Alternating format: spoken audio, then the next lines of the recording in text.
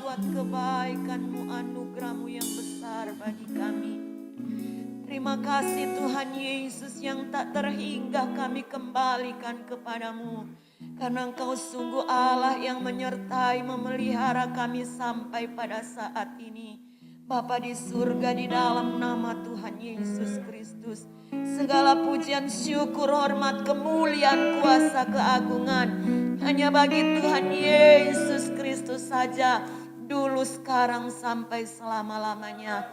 Kami menyerahkan kebaktian kami dari awal sampai akhir ke dalam tangan-Mu.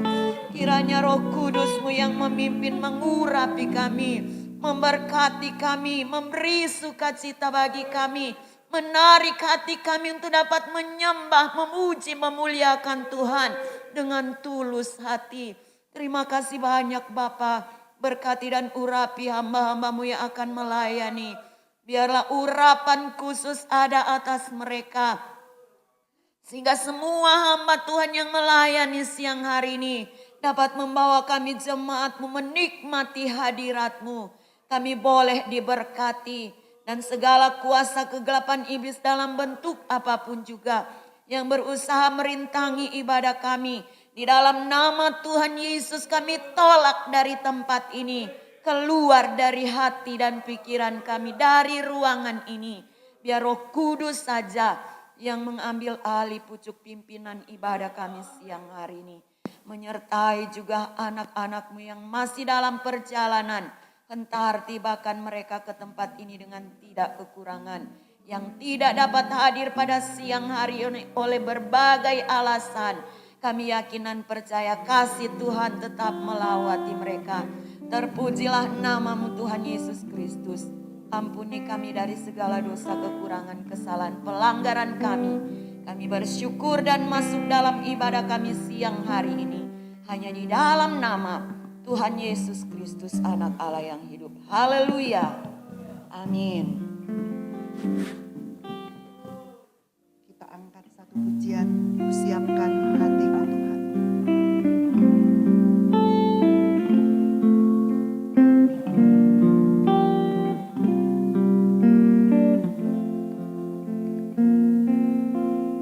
Kita sama-sama bangkit berdiri.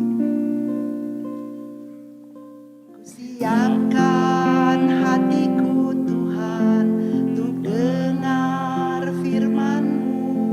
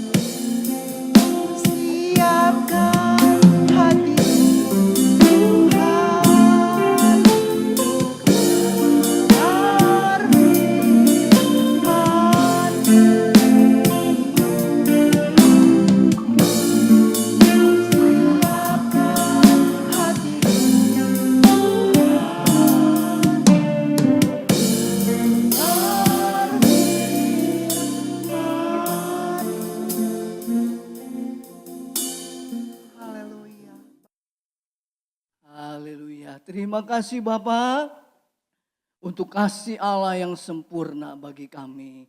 Telah menebus, menyucikan, membebaskan, memperdamaikan, mempersatukan kami sebagai gereja Tuhan yang telah mendapat kasih karunia Allah.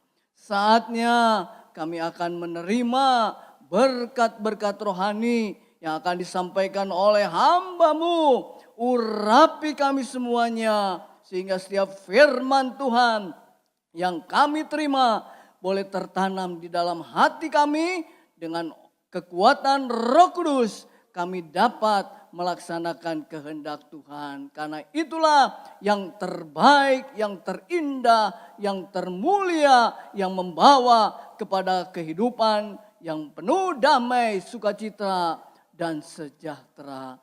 Dalam nama Tuhan Yesus Kristus kami siap menerima berkat-berkat sorgawi. Haleluya. Amin. Puji Tuhan. Saya serahkan pelayanan mimbar kepada hambanya. Puji Tuhan, Pendeta Muda Philip. Puji Tuhan. Haleluya, puji Tuhan. Shalom Bapak Ibu. Puji Tuhan, kita diberkati ya. Sama Tuhan kita boleh memuji nama Tuhan, betapa besarnya kasih Tuhan. Tadi lirik dari puji-pujiannya ya, mengingatkan bahwa kasih Tuhan yang begitu baik, yang begitu besar, anugerahnya. Dan juga tadi pujian firman yang menjadi penolong kita, ya, yang isinya. Dan pada siang hari ini juga kita percaya firman yang kita akan dengar akan menjadi penolong kita. Ya. Dia akan membantu kita bagaimana kita menjalani hidup. Saya undang kembali bangkit berdiri Bapak Ibu. Kita akan membaca firman Tuhan di dalam kitab Yesaya.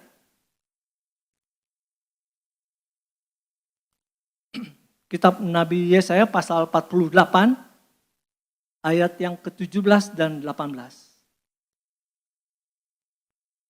Kita akan sama-sama Yesaya pasal 48 ayat 17 dan 18. Kalau sudah mendapat, mari kita akan sama-sama membacanya dalam nama Tuhan Yesus Kristus. Beginilah firman Tuhan penebusmu, yang Maha Kudus Allah Israel.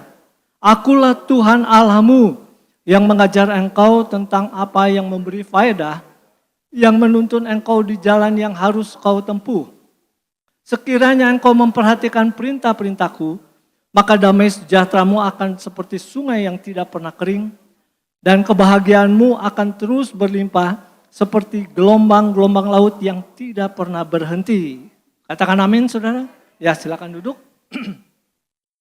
Puji nama Tuhan, dua ayat yang mungkin sudah kerap kita dengar ya, dari mimbar. Tetapi bahwa firman Allah selalu baru dalam kehidupan kita. Kita bisa belajar dari apa yang ditulis di dalam kitab Yesaya ini bahwa perjalanan bangsa Israel, khususnya suku Yehuda,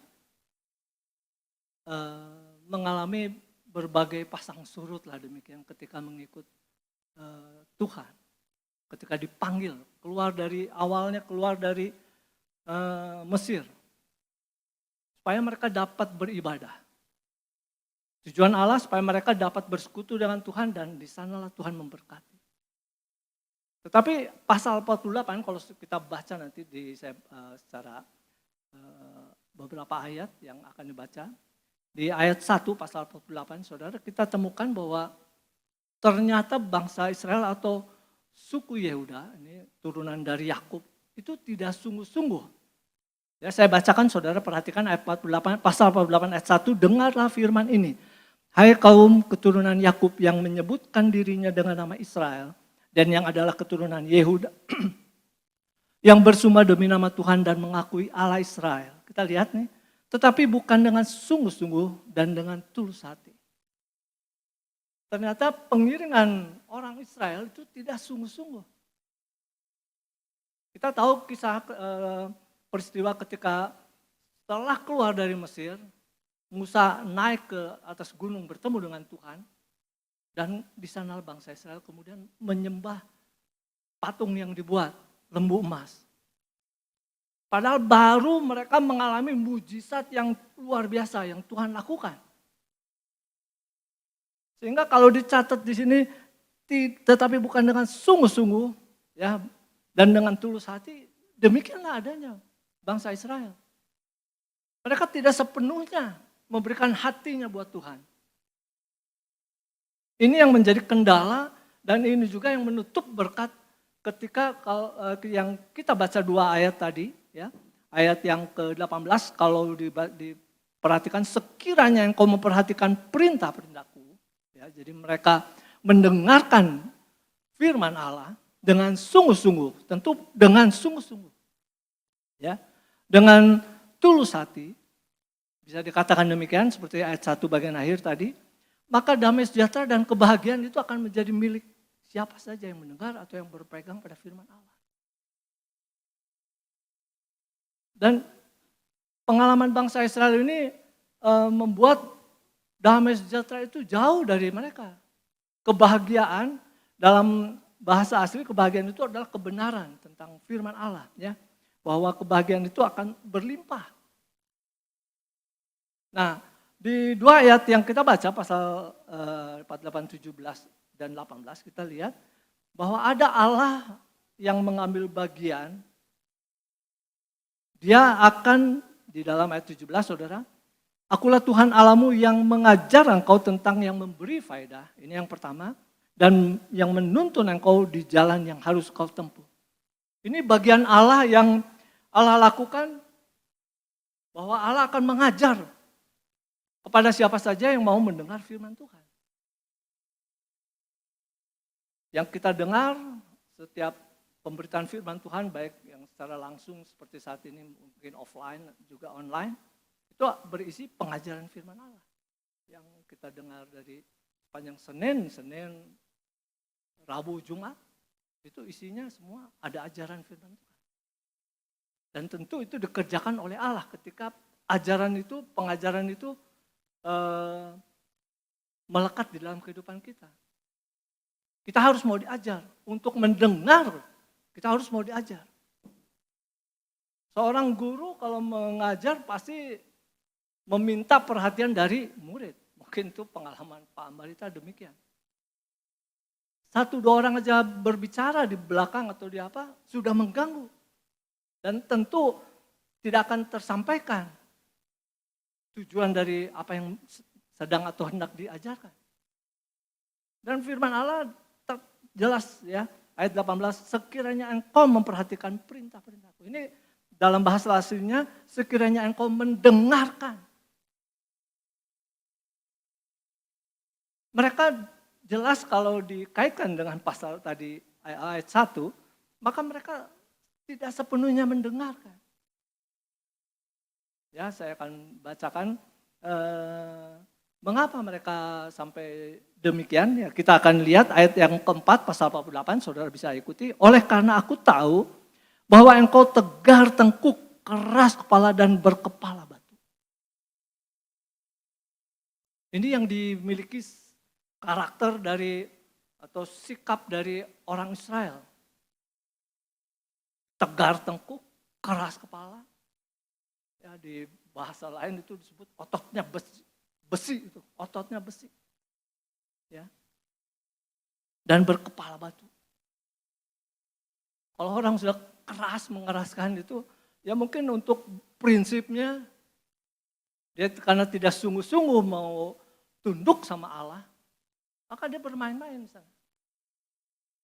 Dan kalau kita perhatikan, bangsa Israel itu jatuh dalam dosa itu dalam penyembahan berhala.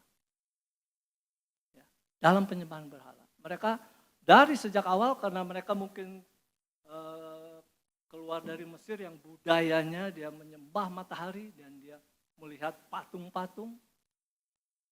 Dan itu terekam, bisa dibayangkan 430 tahun mereka di bawah penjajahan atau mereka menjadi budak dari bangsa Mesir. Dan itu pasti melekat. Dan ketika Musa membawa keluar dari sana, dari Mesir, enggak serta-merta akan berubah. Pasti. Enggak mudah ternyata. Karena mereka merasa saya lebih nyaman. Dan memang ada satu peristiwa di mana mereka lebih baik kembali lagi ke Mesir. Karena mereka di sana merasa lebih enak dibandingkan di padang gurun yang panas. Mereka bersungut-sungut, tidak ada air mungkin pada saat itu. Dan ini yang menjadi kekerasan hati mereka mudah menjadi membatu. Allah membawa bangsa Israel tentu tidak mengharapkan mereka berlaku demikian. Harus berubah, mau berubah. Pengiringan kita juga sama. Ketika kita menjadi orang percaya, Tuhan ingin supaya kita berubah. Dia yang mengajar kepada kita. Lalu Roh Kudus. Roh Kudus tugasnya di dalam Yohanes dikatakan dia mengajar tentang apa yang Yesus katakan. Selain mengingat dan menyertai. Dan kita lihat bahwa ketegaran, kekeras kepalaan atau kepala batu ataupun tidak menolong bangsa Israel untuk mendapat berkat. Dan kalau kita baca di dalam pasal 48 ini, mereka itu di dalam pembuangan di Babel. Nah, ayat yang ke-20 saya bacakan pasal 48 di sana. Keluarlah dari Babel, larilah dari Kasdim. Beritahukanlah dengan suara sorak-sorai dan kabarkanlah hal ini. Siarkanlah itu sampai ke ujung bumi. Katakanlah Tuhan telah menebus Yakub hambanya. Mengapa Tuhan mau menebus walaupun mereka sudah mendapat murka? Di dalam ayat yang ke-10 saudara. Sesungguhnya aku telah memurnikan engkau namun bukan seperti perak. Tetapi aku telah menguji engkau dalam dapur kesengsaraan. Ya, ada kalanya ketika ketegaran, kekerasan kepala ya, atau kepala batu, tegar tengkuk atau apapun, ketika menolak pada firman Tuhan, maka Tuhan dibawa untuk diuji, untuk masuk dalam dapur kesengsaraan. Karena ternyata tegar tengkuk, kekeras kepalaan itu ya termasuk prinsip-prinsip yang kita pegang, pandangan kita, pendapat kita. Itu kalau tidak sejalan dengan firman Allah, maka Tuhan geser, dia bawa dia untuk diuji di sana. Di dapur kesengsaraan.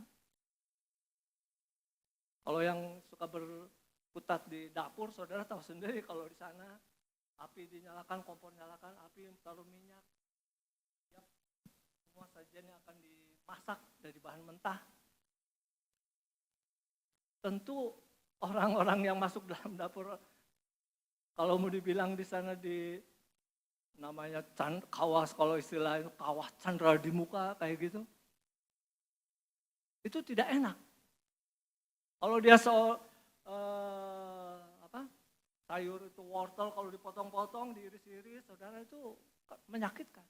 Kalau itu berbicara itu hati orang nggak mau dirubah, diiris, kurangi kamu nih, kesombongan kamu, kekerasanmu, dimasak di sana. Mereka sepertinya seperti berulang aja. Jatuh lagi dalam penyembahan berhala, jatuh dalam penyembahan berhala, sehingga Tuhan harus mengujinya. Dan Tuhan menguji dalam kesengsaraan, bukan yang main-main. Mereka yang dibuang ini, Israel itu terdiri dua kerajaan utara dan selatan. Utara Israel, di selatan itu Yehuda. Nah, Israel itu dikuasai karena mereka juga menyembah berhala, mereka dikuasai oleh bangsa Asyur. Nah, yang kita bahas di sini suku Yehuda, orang Israel juga. Nah, mereka masuk ke Babel. Di sana mereka 70 tahun masuk dalam pembuangan. Dan itu budak, menjadi budak juga. Dan kalau mereka menjadi budak itu adalah satu kesengsaraan, dapur kesengsaraan. Dan lulus atau tidak di sana, kalau dia masih tegar tengkuk, tidak bertobat, dia tidak mau kembali kepada Tuhan, binasa saudara. Ada yang kembali. Mereka yang sisa-sisa yang mau mencari Tuhan, ada. Beberapa, tetapi itu satu bangsa itu dibuang sampai sana ke Babel dan mereka kembali hanya tinggal sisa saudara. Dan tadi dikatakan keluarlah dari Babel, lari dari sana. Ini Tuhan. Kenapa Tuhan sampai mau memanggil kembali mereka? Ya kita lihat saudara di dalam ayat yang ke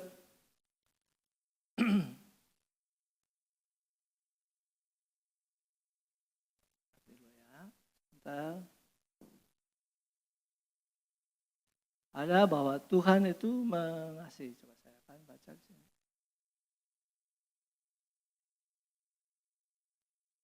Ayat 9, saudara, ayat 9. Di atasnya. Ya. Ini mengapa Tuhan memanggil kembali mereka yang terbuang. Oleh karena namaku, aku menahan amarahku. Dan oleh karena kemasyhuranku, aku mengasihani engkau. Sehingga aku tidak melenyapkan engkau. Ada yang lenyap, sebagian besar, tetapi sisanya itu dikasih oleh Tuhan. Dasarnya adalah kasih. Kenapa Tuhan, walaupun manusia itu udah berdosa, dia udah karena kekerasannya, karena tadi dibilang dia tidak sungguh-sungguh, tetapi tangan Tuhan masih terbuka, dia masih terus memanggil mereka. Betapa besarnya kasih Tuhan. Sudah ditunjukkan juga di sana. Supaya apa? Supaya mereka tadi ayat 18, mereka mendapat damai sejahtera. Mereka mendapat kebahagiaan. Ini yang dicari oleh kita pada saat ini. Damai sejahtera, oleh orang dunia juga mencari damai sejahtera, mencari kebahagiaan. Siapa sumber damai sejahtera? Mari kita baca di dalam Roma, saudara kita surat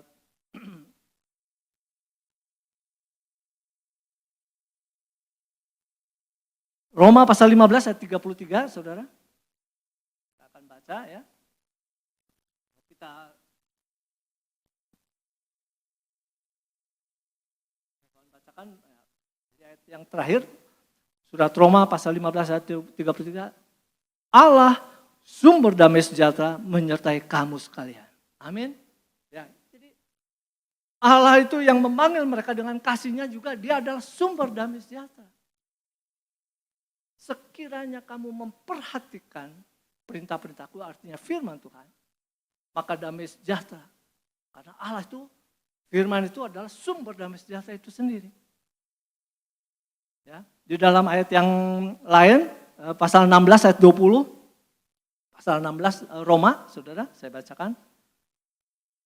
Ya, semoga Allah sumber damai sejahtera segera akan menghancurkan iblis di bawah kakimu. Ya, sampai di situ. Allah yang sebagai sumber damai sejahtera juga kalau kita miliki, dia juga akan menghancurkan iblis. Ada kekuatan di dalam damai sejahtera itu. Karena Allah memberikan. Nah, kita lihat yang kita sering baca di dalam Filipi, saudara. Surat Filipi pasal 4 ayat 7. Saya akan bacakan, saudara. Filipi pasal 4 ayat 7. Damai sejahtera Allah yang melampaui segala akal akan memelihara hati dan pikiranmu dalam Kristus Yesus. Amin, saudara. Kalau kita memiliki damai sejahtera, maka yang dipelihara apa di sini dikatakan? Hati dan pikiran. Hati ketika bangsa Israel tidak sungguh-sungguh, maka ketika ada damai sejahtera, maka Tuhan akan membuat sungguh-sungguh. Kekerasan hati, ketegaran hati, itu akan dirubah. Tuhan tadi katakan akan mengajar, yang memberi faedah, memberikan keuntungan. Supaya apa? Supaya damai sejahtera itu. Nah, kita lihat, saudara, hati itu akan memelihara hati. Bagaimana hati? Di dalam ayat pasal 4, ya, masih Filipi, ya, saya akan bacakan ayat 5, ya, pasal 4 ayat 5. Hendaklah kebaikan hatimu diketahui semua orang. Tuhan sudah dekat. Amin, saudara. Orang yang memiliki damai sejahtera, maka hatinya akan diubah. Kalau dia berbuat baik, itu indikasi dia melakukan kebaikan hati. Allah yang sumber damai sejahtera, dia menunjukkan kebaikannya. Apa buktinya? Dia mengasihi ketika bangsa Israel sudah jatuh pun, orang Yehuda, mereka masih panggil keluar supaya mereka datang untuk beribadah. Mereka bersekutu supaya rencana Allah bagi bangsa Israel, umat pilihannya adalah dia memberikan damai sejahtera, memberikan kebahagiaan, memberikan bagaimana masa depan mereka. Tentu ada tujuannya. dipilih oleh Tuhan. Sama seperti kita juga pada saat ini, kita sudah dipilih. Selain dipilih, kita sudah dibenarkan oleh pengorbanan Yesus. Supaya kita menerima damai sejahtera. Tadi damai sejahtera itu untuk memelihara hati dan pikiran. Ini apa yang kita pikirkan itu keluar dari hati, Yesus katakan. Apa yang kita berbuat itu dari apa yang kita pikirkan. Kalau kita berbuat baik itu berasal dari hati. Amin, saudara. Kalau itu sesuai firman Tuhan. Berbuat baik di sini bisa dikatakan seperti kalau saudara baca mulai pasal 4 Filipi ayat 2, di sana salah satunya memberitakan firman Tuhan sebagai pemberita Injil. Ya. Saya bacakan ayat 2. Eudikia ku nasihati dan Sintike ku nasihati supaya sehati pikir dalam Tuhan. Bahkan ku minta kepadamu juga Sunsugos temanku yang setia, tolonglah mereka karena mereka telah berjuang dengan aku dalam pekabaran Injil. Nah, ini adalah kebaikan hati. Itu salah satu. Orang seperti juga Yesus menunjukkan kasihnya, itu menunjukkan kebaikan hati Tuhan. Supaya selamat kita. Ini juga pemberitaan Injil apa yang dilakukan. Mungkin ada di sini yang suka memberitakan Injil. Kita keluarga di antara kita. Ke saudara-saudara kita atau kita berdoa bagi keluarga kita yang belum mengenal kepada Tuhan. Itu juga itu satu kebaikan hati. Itu timbul dari ketika mendengar, memperhatikan firman Tuhan. Kita nggak mungkin akan berbuat baik kalau kita kecuali yang tidak tulus ya. Bisa itu berbuat baik. Ada ininya di balik batu itu. Di balik udang ada batu. Di balik batu ada udang. Bisa aja. Enggak sungguh-sungguh. Tetapi yang benar ketika berbuat baik karena ada dorongan. Kita lihat mereka dalam kelemahan. Yesus saja berbuat baik ketika tahu manusia ini berdosa semuanya. Kita ini berdosa, nggak ada yang benar. Bagaimana tidak, saudara? Saya berulang kali kalau kita mau membersihkan dalam keadaan gini, itu tempat sampah yang, saudara kalau di Cimahi itu buat tingginya bisa puluhan meter. Kita cari di sana barang-barang, apakah bisa dengan kondisi gini? Allah itu udah yang maha-maha. Saudara kalau kembali ke Yesaya, ya, pasal 48, kita baca mulai ayat 12 ya. Dengarkanlah aku hai Yakub dan engkau Israel yang kupanggil, akulah, Yesaya 48 ayat 12. Akulah yang tetap sama, akulah yang terdahulu, aku juga yang terkemudian. Tanganku juga meletakkan dasar bumi dan tangan kananku yang membentangkan langit. Ketika aku menyebut namanya semuanya bermunculan. Ini menunjukkan bahwa Allah itu yang maha kuasa, pencipta langit dan bumi. Kalau dia pencipta langit dan bumi, kedudukannya dia yang tidak bisa dibandingkan dengan kita yang kotor, yang berdosa ini. Bagaimana mungkin dia mau turun ke dunia untuk mau menyelamatkan, mau menolong kalau tidak ada kebaikan hati. Karena itu kasih. Dan ini biar menjadi tuntunan seperti di dalam ayat yang ke-17 ya, seperti Allah menuntun engkau di jalan yang harus kau tempuh. Berbuat baik, salah satu memberitakan Injil. Menolong tadi juga ada, menolong melalui pemberitaan Injil itu membantu. Menolong yang lemah, memperhatikan mereka mungkin perlu pertolongan, perlu doa, perlu kekuatan, mendoakan, membangun kita. Terkadang kalau datang ke orang yang sakit, kita ketika sakit ada yang besuk, wah, seperti dikuatkan. Itu yang firman Allah yang mau bawa kita ke sana. Ketika damai sejahtera, yang tadi dikatakan damai sejahteranya itu seperti sungai yang tidak pernah berhenti mengalir. Artinya terus, berbuat baik itu terus. Dengan memperhatikan firman Allah itu berarti kita juga melakukan hal yang baik.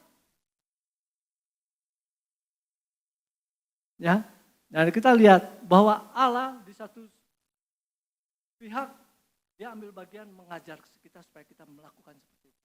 Amin, saudara. supaya kita diajar. Bagaimana seorang guru mau anak berhasil. Dia tidak mau anak itu tidak berhasil.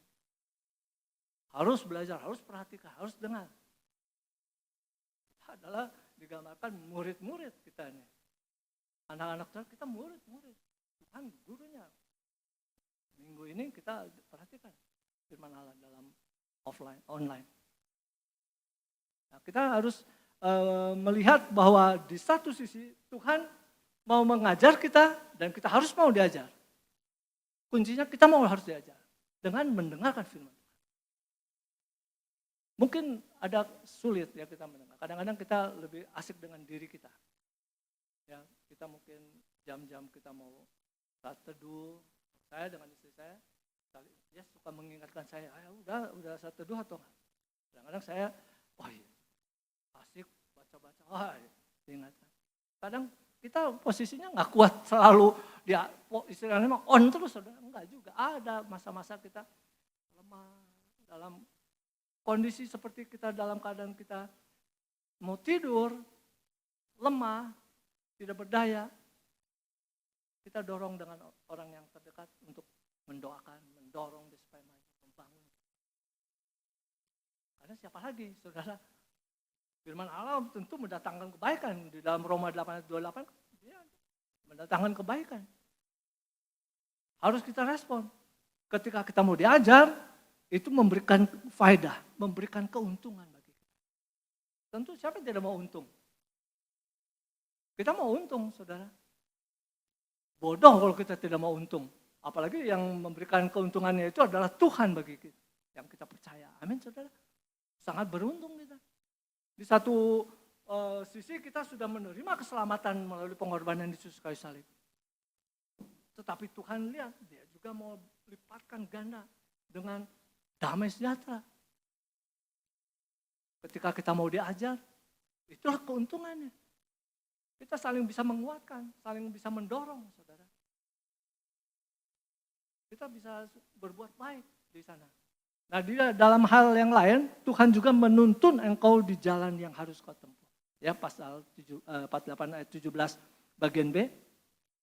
Yang menuntun, jadi akulah Tuhan Allahmu, bagian B-nya, yang menuntun engkau di jalan yang harus kau tempuh. Kita baca pasal 49, saudara, ayat 10 ya. Yesaya 49 ayat 10, saudara perhatikan. Mereka tidak menjadi lapar atau haus, angin hangat dan terik matahari tidak akan menimpa mereka. Sebab menyayang mereka akan memimpin mereka dan akan menuntun mereka ke dekat sumber-sumber air. Amin, saudara. Kalau dia menuntun kepada sumber-sumber air. Firman Tuhan dikatakan sumber air. Mata air yang terus mengalir. Kita ingat perumpamaan tentang yang Yesus katakan pokok anggur. Kita ini adalah ranting. Kita tercacak di dalamnya. Untuk kita bisa hidup harus tercacak, harus melekat di sana. Karena aliran yang memberikan itu pokok anggur itu sendiri. Dan itu berbicara tentang firman Tuhan. Yesus itu sendiri. Kalau kita mau bertumbuh, kita mau melakukan yang kebaikan, Tuhan sudah tuntun. Tadi dikatakan ya ayat 10, mereka tidak menjadi lapar atau haus. Ya, di Matius dikatakan berbahagialah mereka yang mendengar kebenaran, yang memiliki kebenaran. Mereka tidak akan lapar dan haus ya. Bisa lihat itu ayatnya, saudara? Yang baik ya, Matius 5 ya. Ucapan bahagia. Ayat 6. Matius 5 ayat 6. Berbahagialah orang yang lapar dan haus akan kebenaran karena mereka akan dipuaskan. Amin, saudara? Kalau kita mau memperhatikan firman Tuhan, mendengarkan firman Tuhan, berbahagia. Yesus katakan berbahagia, blessing. Bukankah kebahagiaan itu dicari, saudara? Kita punya uang, kita mau pergi ke Bali, saudara mau ke Pangandaran, di pantai, mau ke Jakarta, ke mall-mall, bisa membuat kita bahagia, senang. Tapi sementara, sepulang dari itu ketemu masalah lagi. Apakah kita akan bisa berbahagia itu? Harus punya uang terus kan berarti. Uang bukan segalanya. Pokotbah Salomo mencatat uang bukan segalanya. Iya bisa beli segalanya, tetapi tidak segalanya. Tetapi kalau kita memiliki kebenaran, tadi dikatakan kita akan dipuaskan. Ini yang menjadi kunci dalam kehidupan kita. Ketika Tuhan menuntun kita, dia menuntun seperti Mazmur pasal 23, Mazmur katakan dia menuntun ke padang yang berumput hijau. Makanan-makanan yang berlimpah di sana. Kalau dia gembala, kita dombanya, kita dibawa ke sana, dituntun. Di sini dikatakan tidak menjadi lapar dan haus. Coba pasal Yesaya pasal 58, saudara. Pasal 58, ayat yang ke-11 ya. Yesaya 58 ayat 11. Tuhan akan menuntun engkau senantiasa dan akan memuaskan hatimu di tanah yang kering dan akan membaharui kekuatanmu. Engkau akan seperti taman yang diairi dengan baik dan seperti mata air yang tidak pernah mengecewakan. Amin, saudara. Saudara bisa bayangkan betapa, waduh Allah itu begitu baiknya bagi kita. Dia tidak membuat kita kecewa. Pimpinan bos kita mungkin mengecewakan. Kesaksian tadi Ibu sangat mengecewakan manusia. Tapi di dalam pasal 58 ayat 10 dia menuntun engkau senantiasa, berarti Tuhan terus bersama dengan kita. Dia membuat kita supaya kita tidak kecewa. Pasti di dalam dia kita tidak kecewa. Amin, saudara. Dia tidak pernah mengecewakan. Ya. Tadi dikatakan engkau akan seperti taman yang diairi dengan baik dan seperti mata air yang tidak. Jadi mata air itu terus membuat kalau kita melihat kebaikan Tuhan, oh betapa kita beruntungnya. Tuhan sudah mengajar kita supaya kita dapat faedah dari Tuhan, dapat keuntungan dari Tuhan. Yaitu apa? Salah satu, kita tidak pernah dikecewakan oleh Tuhan. Mungkin ada keinginan atau doa-doa kita belum dijawab oleh Tuhan, tetapi janganlah takut. Tuhan tidak pernah terlambat membuat kita supaya kita jadi kecewa, tidak. Dia tadi dikatakan dia akan membaharui kekuatanmu. Bukankah masalah-masalah membuat kita kadang-kadang lemah? Kita butuh kekuatan. Siapa yang bisa memberi kekuatan? Hanya Tuhan Allah. Amin, saudara. Hanya Dia. Suami saya terbatas terhadap istri saya. Saya pernah katakan, kamu jangan berharap atau kepada saya, jangan mengandalkan kekuatan saya berdosa di hadapan Tuhan. Andalkan Tuhan. Dan kalau kita baca ini benar, Tuhan yang menuntun supaya kita tadi dikatakan membaharui kekuatan kita. Amin. Supaya berharap sama Tuhan. Suami bisa memberikan kekuatan hanya sebatas daya nalar, pengalaman dia.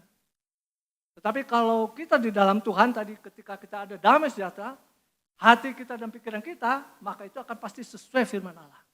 Kalau Tuhan katakan kamu berharap sama Tuhan, maka Tuhan akan memberikan kekuatan, akan memberikan pertolongan. Tetapi kalau kita mengandalkan kekuatan sendiri, itulah yang bangsa atau suku Yehuda jatuhnya di sana. Ya, kalau kembali ke pasal 48, saudara kita lihat apa yang mereka bisa seperti ini katakan nih, orang Yehuda ya. Pasal 48 ayat 5 atau mulai ayat 4. Ya, saudara perhatikan, oleh karena aku tahu, ini Tuhan katakan, bahwa engkau tegar tengkuk keras kepala dan kepala batu, maka aku memberitahukannya kepadamu dari sejak dahulu, sebelum hal itu menjadi kenyataan. Aku mengabarkan kepadamu supaya jangan engkau berkata, berhalaku yang melakukannya, patung pahatanku dan patung tuanganku yang memerintahkannya. Mereka mencari kambing hitam. Dia nggak mau merasa bersalah. Terkadang kehidupan kita kan, waduh, kita cari kambing hitam. Wah, saya gagal karena ini, berhala nih. Saya gagal karena suami saya. Saya kecewa karena suami saya nggak memberikan kekuatan pada saya, nggak menolong saya, nggak sehati dengan saya. Oh, karena istri saya. Kita jadi kecewa, suami kecewa. Istri kecewa, anak kecewa. Kenapa kita mencari kambing hitam? Padahal tadi dikatakan ya, oleh karena aku tahu bahwa engkau tegar tengkuk karena kekerasan kepala, karena tadi dikatakan juga berkepala batu, tegar tengkuk. Dia cari alasan. Oh, karena itu berhala yang saya sembah, saya jadi jatuh nih. Padahal memang orangnya. Kita suka cari-cari alasan untuk menuding si A, si B, si C, si D. Oh, karena dia. Sehingga masalahnya kita seolah bebas. saya nggak bersalah. Nah itulah yang dikatakan tadi, tetapi bukan dengan sungguh-sungguh dan dengan tulus hati. Dia tidak tulus hati. Orang yang demikian nggak sungguh-sungguh di dalam Tuhan. Nah kita minta kepada Tuhan, kita untuk mau diajar, kita mau dituntun, supaya kekuatan kita dibaharui. Supaya kita tidak merasa lapar lagi, tetapi kita dipuaskan karena ada firman yang terus mengalir seperti mata air. Sehingga damai sejahtera, kebahagiaan itu terus seperti itu, mengalir, nggak berhenti. Damai sejahtera tadi seperti sungai, tidak pernah berhenti mengalir. Kebahagiaan seperti gelombang laut, yang terus, saudara kalau di tepi pantai, di Pangandaran, saudara lihat, walaupun dia kecil atau besar, ya nggak pernah berhenti. Itu yang Tuhan kehendaki dalam kehidupan kita, gereja Tuhan. Ada kebahagiaan yang tidak pernah berhenti. Jadi ada penyertaan Tuhan yang menjamin hidup kita sepanjang hidup kita. Amin, saudara. Dia maunya seperti itu. Ada kalanya memang kita ketika gelombang sudah terus, mungkin artinya kita kebahagiaan, kita dapat, keluarga. Wah, istri menjadi baik, anak menjadi baik. Tetapi sepada. Satu kayak atau anak kayak yang memberontak, nggak mau mendengar sepatah kata orang tua, kalau disuruh sulit, jadi menjadi dapur kesengsaraan kita. Kadang-kadang kita diuji lagi di sana, kitanya udah oke sebagai orang tua, tetapi ketika berhubungan mungkin sebagai suami atau istri atau anak menjadi masalah. Oleh sebab itu, jaminan Tuhan kalau saudara baca pasal 48 ayat 9, maka keturunan 19 ayat 19, maka keturunanmu akan seperti pasir dan anak cucumu seperti kersik banyaknya, nama mereka tidak akan dilenyapkan atau ditiadakan dari hadapanku. Bayangkan saudara, kalau kita perhatikan firman Tuhan, maka anak-anak itu akan namanya tercantum di hadapan Tuhan. Tidak akan dikatakan ditiadakan ya, tidak akan dilenyapkan atau ditiadakan. Ini jaminan. Ini kepada bangsa Israel memang. Tetapi kepada kita juga, kalau kita sebagai orang tua, kita benar, maka anak-anak dijamin. Tetapi anak juga harus benar. Saudara ingat Daud. Ketika Daud mau mangkat, dia katakan ke Salomo, anaknya yang akan menjadi raja. Kamu harus hidup sesuai firman Tuhan. Lakukan ketetapan perintah lakukan. Maka kerajaanmu akan selamanya. Kamu akan terus menerima keselamatan. Kita tahu. Akhir hidup dari Salomo dia, karena banyak istri dan selir, maka dia dibawa untuk menyembah berhala. Dan akibatnya apa? Israel terpecah. Jadi 2 kerajaan. 10 suku bangsa Israel, 10 keturunan Yakub menjadi Israel, Efraim pimpinannya. Yang menjadi Yehuda yang kita bahas ini adalah suku Yehuda yang paling banyak, selain Benyamin dan bangsa Israel yang lain. Tetapi itu akibat dari anak juga tidak benar di hadapan Tuhan, itu juga berakibat fatal. Itu bukti. Kenapa pecah? Karena Salomo tidak melakukan perintah Tuhan. Tidak memperhatikan seperti juga ini. Ini yang berbahaya. Enggak orang tua, kalau orang tua sudah baik, anak juga harus baik, saudara. Kita harus ajarkan demikian. Karena semua orang bertanggung jawab, masing-masing bertanggung jawab kepada Tuhan. Bukan saya, anak-anak titip kepada saya, tidak. Atau istri kepada saya, tidak. Masing-masing bertanggung jawab itu. Oleh sebab itu kita harus, kalau dikatakan harus sungguh-sungguh, benar harus sungguh-sungguh. Memang tidak mudah. Tapi Tuhan sudah mencurahkan Roh Kudus bagi kita. Penolong itu. Ya, dia sudah mencurahkan Roh Kudus. Allah kan sumber damai sejahtera. Dan Allah juga dia yang melalui Yesus yang sudah katakan, damai sejahtera kutinggalkan kepadamu ketika dia akan naik ke surga. Dan saat itu juga dia katakan, aku akan kirim penolong lain. Yaitu Roh Kudus, Roh kebenaran. Kita tidak yatim piatu lagi. Kita ada Roh Kudus, saudara. Yang supaya kita diajar terus. Sekarang Roh Kudus yang mengajar kita. Ya, coba kita baca ayat Yohanes juga sebagai ayat penutup, saudara. Injil Yohanes, ayat yang sangat baik ya bagaimana. Pasal 14 Injil Yohanes, saya undang Bapak Ibu bangkit berdiri, saudara. Kita akan baca sama-sama. Mulai ayat 26, langsung 26, sama-sama kita baca. Sudah dapat? Mari, 3, 2, 1. Tetapi penghibur, yaitu Roh Kudus, yang akan diutus oleh Bapa dalam namaku, dialah yang akan mengajarkan segala sesuatu kepadamu, dan akan mengingatkan kamu akan semua yang telah kukatakan kepadamu. Amin, saudara? Tetap berdiri. Saat ini Roh Kudus yang mengingatkan atau mengajar akan firman. Pada saat di perjanjian lama, maka Allah hanya kepada orang-orang tertentu, nabi-nabi yang diurapi oleh Tuhan, termasuk Nabi Yesaya, yang mengingatkan Allah akan mengajar. Tapi sekarang kita lebih jelas lagi, Roh Kudus yang mengingatkan dan mengajar kita. Amin, saudara. Kalau kita nggak ingat, kalau kita lupa, kita masih memikirkan diri sendiri, itu hati-hati. Roh Kudus tidak ada dalam diri kita, itu indikasinya. Kerap kali saya juga mengalami hal itu. Kalau saya mengadakan kekuatan sendiri, saya mencari kepuasan sendiri, ya apalah, bacalah ini itu. Di luar firman Tuhan. Yang terjadi apa? Kita lihat, nggak ada damai sejahtera. Karena hati dan pikiran kita nggak mau Tuhan yang tuntun. Karena kita tidak memperhatikan firman. Tetapi manakala firman Allah tadi katakan pasal 48, sekiranya engkau memperhatikan perintah-perintahku, maka damai sejahtera itu seperti sungai yang tidak pernah berhenti mengalir. Dan kebahagiaan seperti gelombang-gelombang laut yang juga tidak pernah berakhir. Biar kita minta kekuatan dari Tuhan, karena Dia membaharui, Dia menuntun kita. Di satu sisi Tuhan mau mengajar, pada kita juga mengingatkan melalui Roh Kudus supaya kita hidup sesuai firman Allah. Dengan hidup sungguh-sungguh dalam Tuhan. Kita tidak bisa dikatakan tadi damai sejahtera Allah adalah sumbernya Allah. Ya. Allah adalah sumber damai sejahtera. Dikatakan Tuhan sudah dekat, kedatangan Tuhan sudah dekat. Umur kita sekarang rata-rata udah mungkin kalau diambil 50%, nih 50 tahun ke atas. Kalau mau dibilang dekat kepada kematian, kita firman Allah mencatat. Tuhan mungkin datangnya lebih cepat. Dalam pengertian, kedatangan Tuhan bisa kali yang kedua, tetapi juga Tuhan menjemput kita. Apakah kita kedapatan sungguh-sungguh di hadapan Tuhan? Apakah kita tulus hati di dalam Tuhan? Supaya damai sejahtera itu bisa kita lihat di dalam keluarga. Apakah anak-anak ada damai sejahtera juga, terpapar juga, dia mendapat juga menerima damai sejahtera dari kita sebagai orang tua. Kalau anak-anak juga ada damai sejahtera, pastikan bahwa kita sudah di jalan yang benar.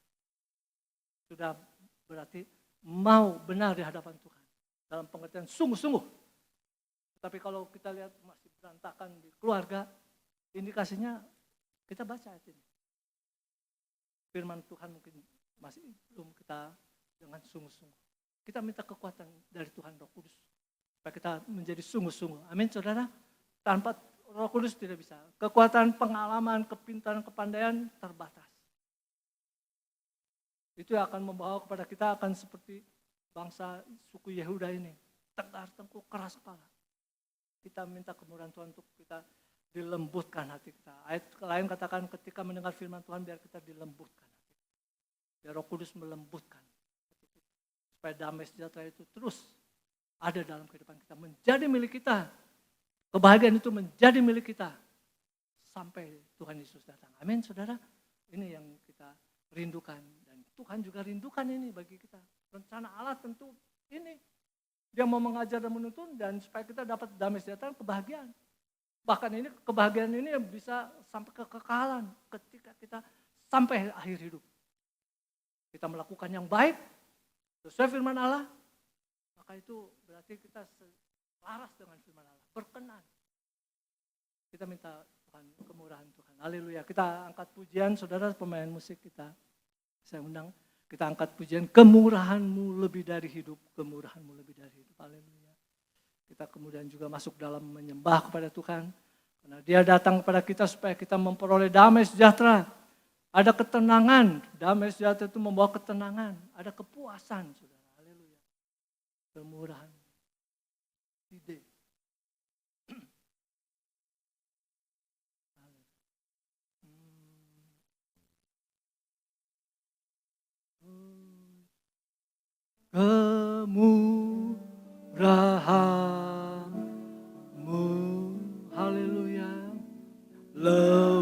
dari hidup.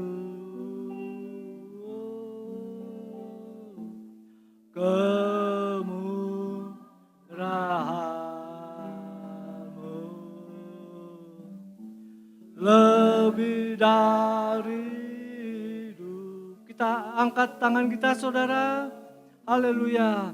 Bahwa lidahku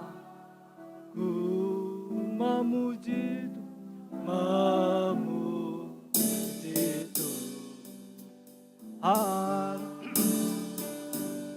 Kemurahan-Mu lebih dari hidup. Kita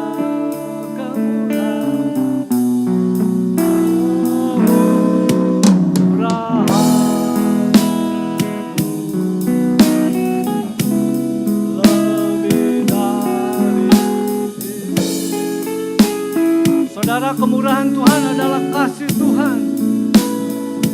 Kasih Tuhan sudah dinyatakan kepada bangsa Israel, orang Yehuda, supaya mereka akan menerima kasih Tuhan, pertolongan Tuhan.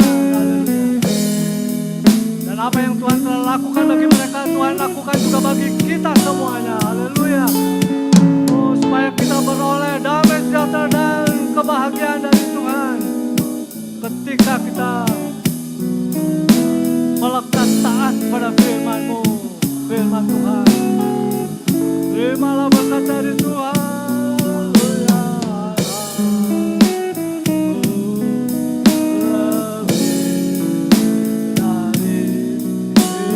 Satu kali lagi, kemurahan Tuhan.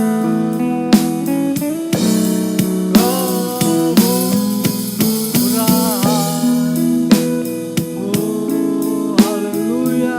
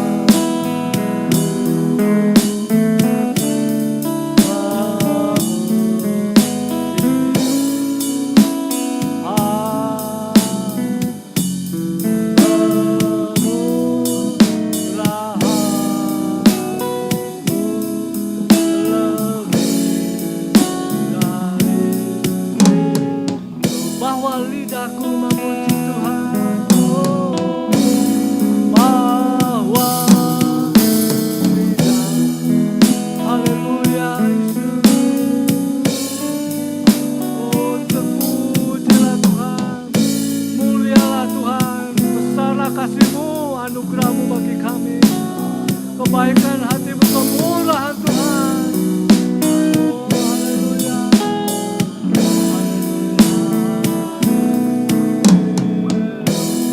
Kita menyembah kepada Tuhan. Haleluya. Haleluya, Yesus. Engkau baik bagi kami. Besar kasih-Mu kepada kami, umat-Mu, Tuhan. Engkau Allah sumber damai sejahtera bagi kami, sumber keselamatan yang memuaskan hati kami, yang memberikan kekuatan, yang membaharui kekuatan kepada kami. Engkaulah Allah pencipta langit dan bumi, Tuhan yang Maha Kuasa, Maha Besar. Kepadamu kami menaikkan puji, syukur dan hormat, karena punya mula kemuliaan, kuasa, kerajaan kuasa hanya bagi-Mu kekal sampai selama-lamanya. Terpujilah Tuhan, terima kasih Yesus. Haleluya Yesus. Oh, terima kasih Yesus. Haleluya. Terpujilah Tuhan. Bahwa lidah. Saya mohon dengan hormat nanti Bapak Nyoman akan mengucap syukur kepada Tuhan untuk maju ke depan. Bapak.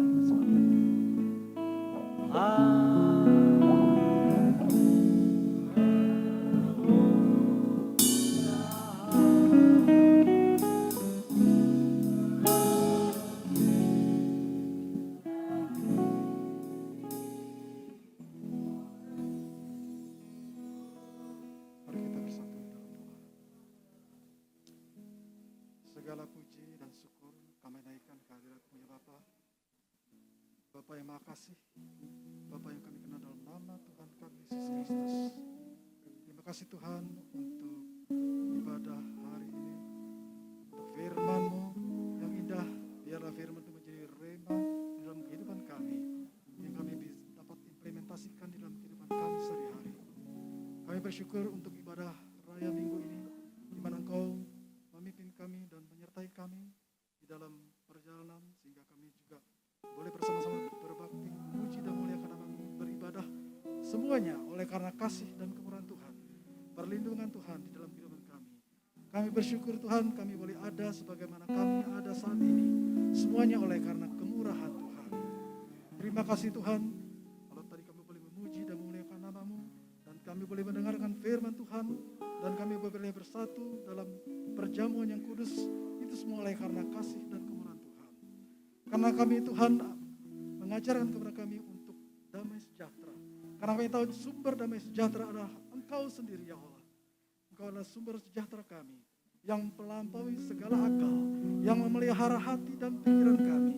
Ajarlah kami Tuhan untuk mengimplementasikannya, dan kami boleh merasakan dan menikmati damai sejahtera yang dari Tuhan kepada dalam kehidupan kami, hingga dalam kehidupan kami sehari-hari. Terima kasih Bapa, putus-putusnya kami mengucap syukur oleh karena kasih dan kemurahan Tuhan yang lebih dari hidup kami. Terima kasih Bapa, kami serahkan juga hamba-Mu Bapak Philip yang menyampaikan firman Tuhan. Engkau tambah-tambahkan lebih hari lagi, sehingga banyak jiwa yang datang kepada-Mu Tuhan oleh karena kasih dan kemurahan Tuhan. Engkau memberkati Bapak Philip dan keluarga dengan anak-anaknya dengan kasih dan berkat Tuhan di dalam kehidupan sehari-hari. Dan jemaat-Mu yang hadir saat ini Tuhan, biar Engkau juga memberkati, memimpin, melindungi, memelihara di dalam segala aktivitasnya sehari-hari oleh karena kemurahan dan perlindungan serta penyertaan Tuhan.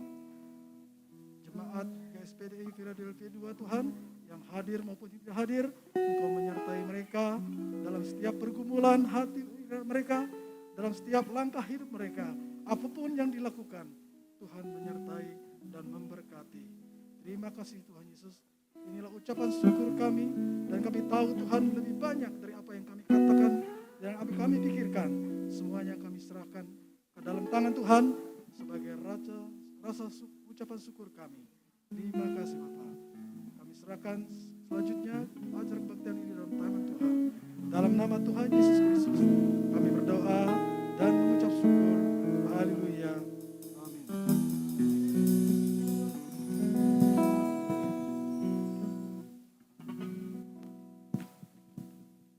Haleluya, puji nama Tuhan. Damai sejahtera Allah senantiasa memenuhi kita sekalian. Haleluya. Firman Tuhan sudah disampaikan, dan Roh Kudus terus yang akan memberikan kemampuan untuk kita semua dapat melaksanakan kehendak Tuhan. Bersyukur kepada Tuhan. Tuhan Yesus memberkati hamba-Nya yang sudah menjadi saluran kasih dan berkat Tuhan. Haleluya, saudara semua diberkati. Amin, puji nama Tuhan. Tuhan Yesus memberkati, kita akan tutup ibadah kita bersama-sama. Saudaraku yang kekasih, terimalah berkat-berkat sorgawi di dalam anugerah Allah Bapa, kasih dan sayang Tuhan Yesus Kristus serta persekutuan Roh Kudus-Nya menyertai sepanjang hari-hari hidup kami, keluarga kami, bahkan sampai selama-lamanya. Bapa,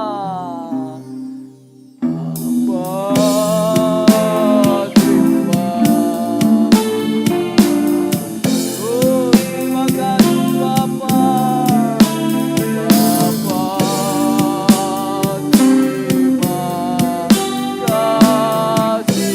Amin, haleluya. Bapa di dalam surga, kami berterima kasih. Kita aminkan bersama.